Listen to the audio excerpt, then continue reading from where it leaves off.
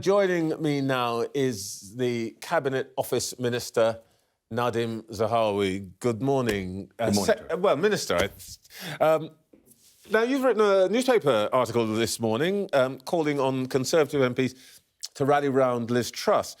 Did you expect that you'd have to be, within a month of her election, you'd have to be begging your colleagues to give her a break? So I wrote the article because I think delay is our biggest enemy. We've got 2 years to demonstrate to the nation that we can deliver the growth plan, deliver the energy strategy that weans us off expensive oil and gas being imported to the United Kingdom by investing in nuclear, investing in offshore wind, onshore wind, and of course other renewables. And I want my colleagues to obviously focus because any dither or delay will end in defeat. And that's what we don't want to see. We want to be able to demonstrate to the nation, as we have done. The first couple of days in office, Liz Truss put on, and I was Chancellor of the Exchequer who developed the plans, the biggest energy package to protect households and businesses probably in history. Is an enormous intervention to make sure that households can feel safe at Christmas, that they'll have the ability to keep the heating on whilst Putin, you mentioned Putin in your opening remarks, is using energy as a weapon against us because of the help we're putting into Ukraine and to get Ukraine their country back. So I understand that, but the thing that you really most apparently, I read the article, want to delay is Tory MPs criticising the Prime Minister. Did you expect that you'd have to do that? Well, I want to see unity. I want us to, now that we've had a leadership election, we've got a Prime Minister in place, we've got 24 months to deliver. The Cabinet Office is effectively, I'm the Chief Operating Officer of the government, the COO.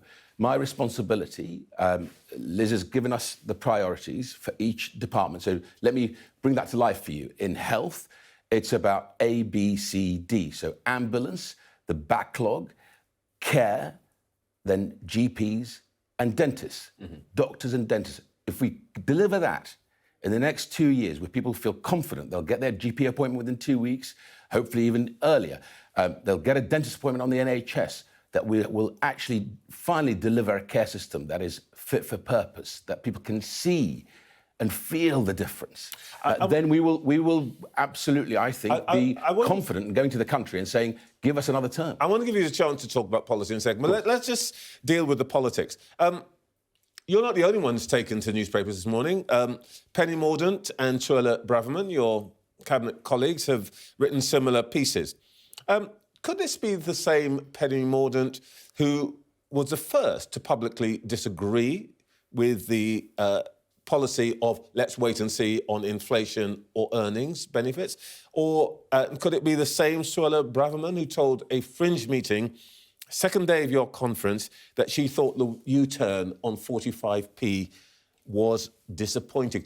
I have to say, isn't this a bit like the arsonists turning up to a house fire with a bucket saying, oh, we want to help? They're the ones who started this. Well, first of all, you will know, Troy, because you're a veteran of party conferences. Party conferences... That's a way of telling me I'm old. No. That's not going to put me off. They were the two people who started this. Well, first of all, as I said, we'd been in office under Liz Truss for a very short period of time when Her late Majesty sadly passed away, and then we had to obviously coordinate, and it was the honour of my life to coordinate the funeral and commemoration for Her Majesty. And of course, we have cabinet collective responsibility, but we've literally had only one cabinet meeting. That hasn't stopped us doing the work. I have, as in my role as Chief Operating Officer, been making sure all those targets are now unpacked. There's targets by time and, of course, by milestone in place for each of those Minister, departments. you're not dealing with this point, I'm coming to which is about your colleagues who were the first to criticise the Chancellor and the Prime Minister in various ways, suddenly deciding that they're calling for unity. I mean, for goodness sake. Well, so let's can't be serious.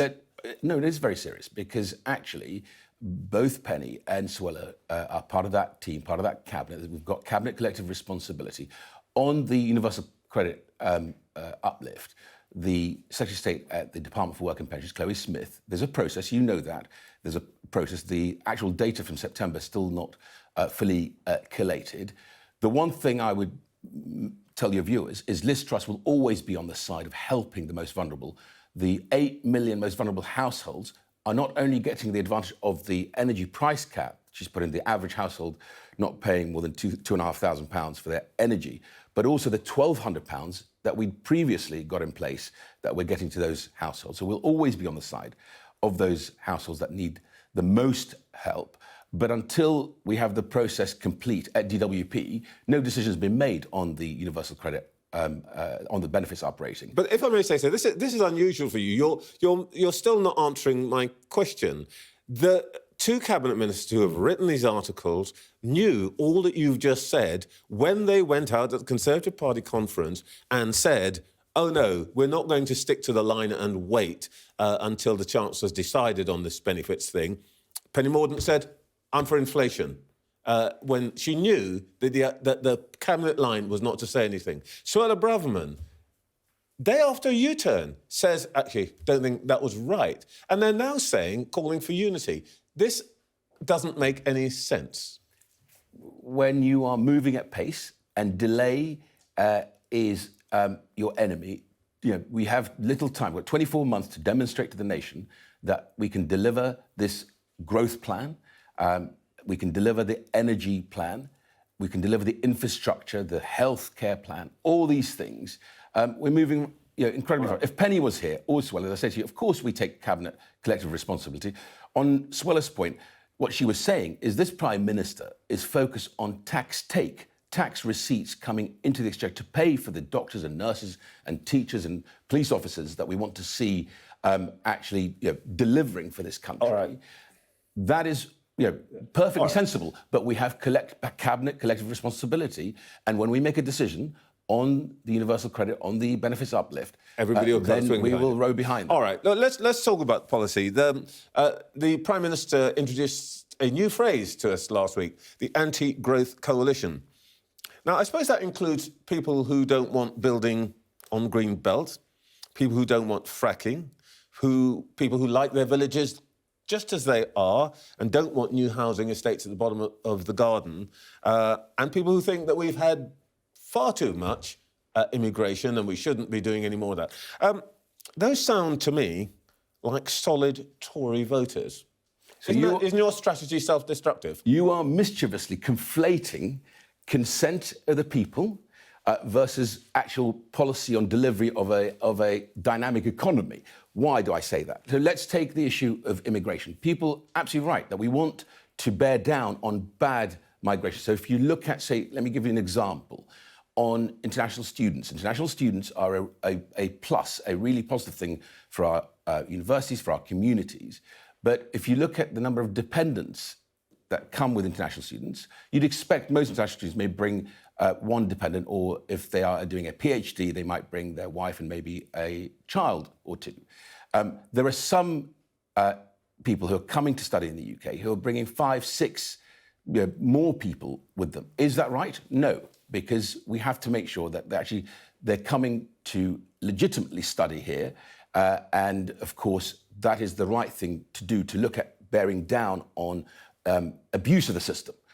On the other side of that equation, on the projects that we're trying to deliver. So let's look at gigabit broadband.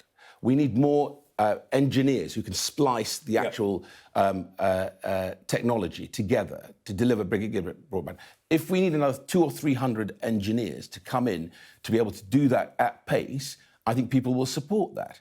If you look at what we're doing on, what we're doing on investment zones. Investment zones are about local areas consenting to having an investment zone that includes substantial amounts of residential building, of commercial building. That's a good thing. On tapping into our gas assets. OK, just before you go on to that. Right. This is a great picture you're painting. Yeah. When you say people who will support that, I take one person who's not going to support it, Suella Braverman, who last week said we want to get immigration down to below net 100,000. Right now, it's net 239,000.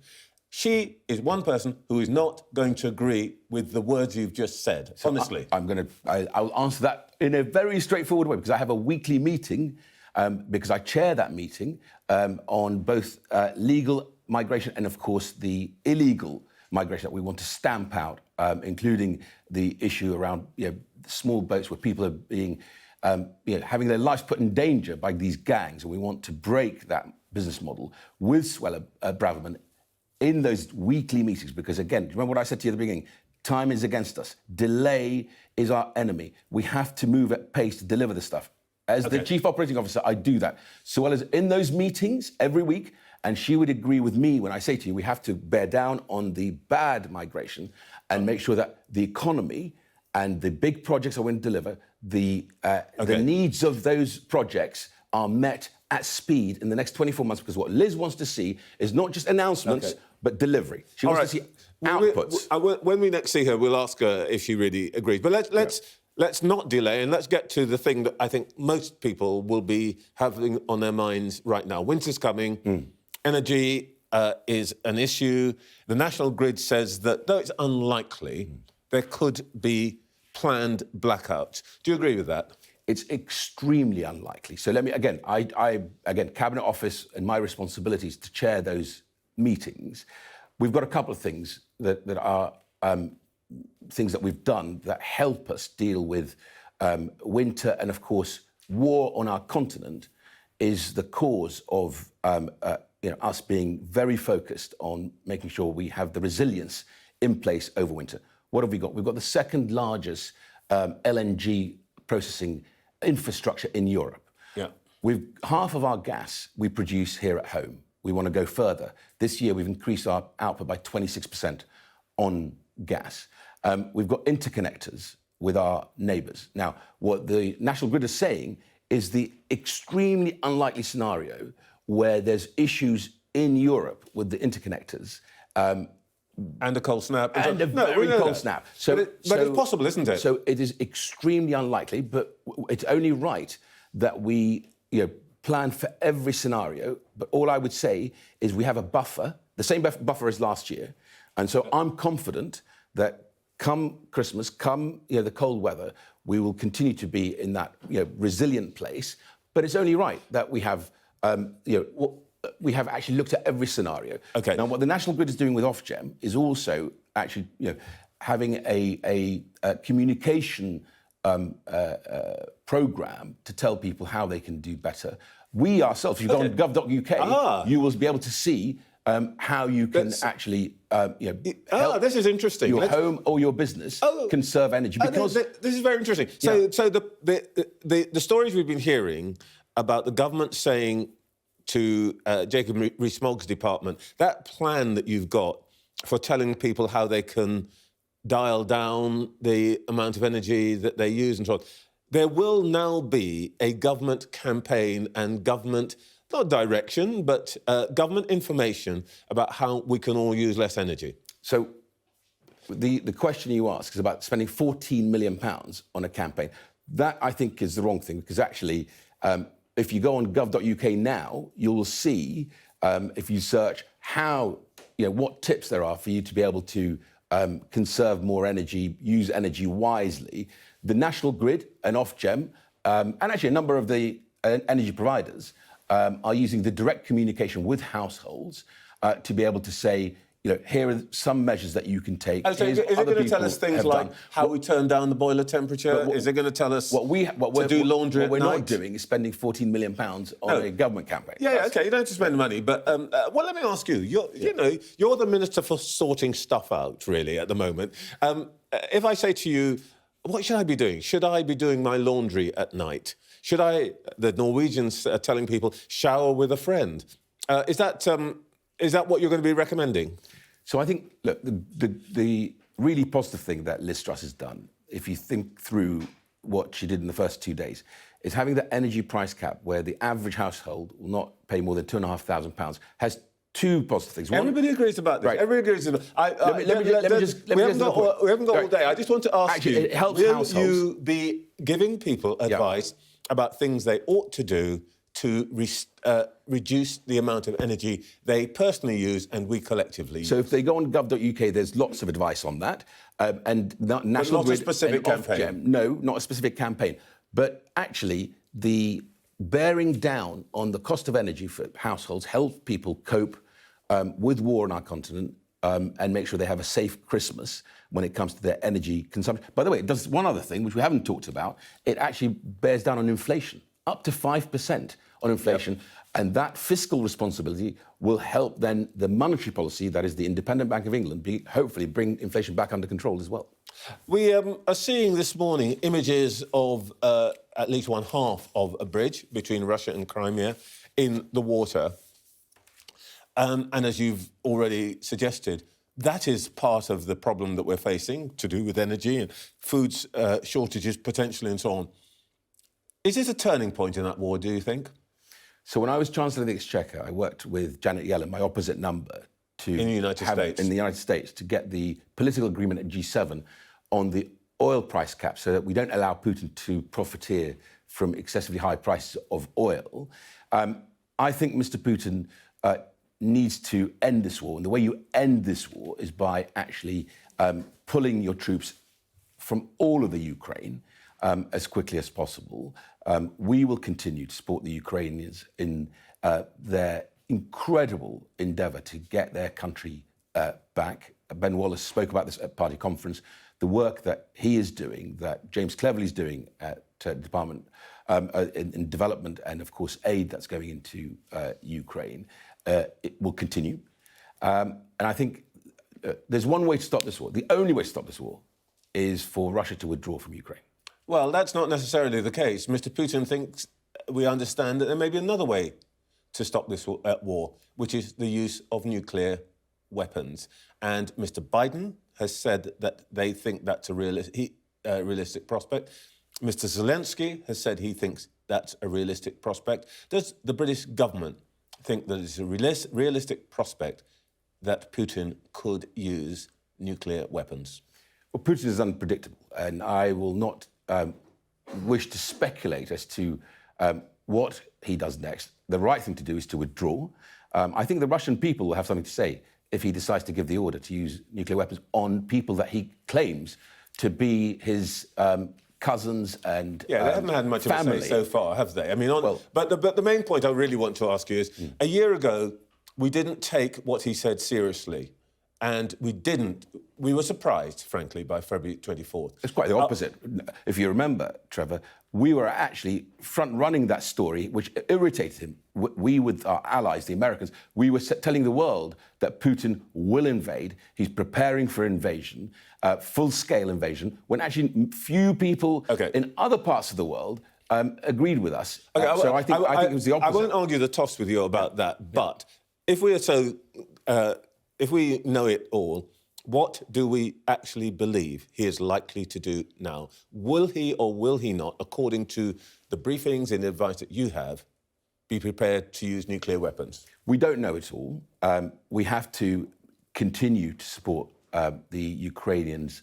And, of course, they have to be the ones in the lead on this.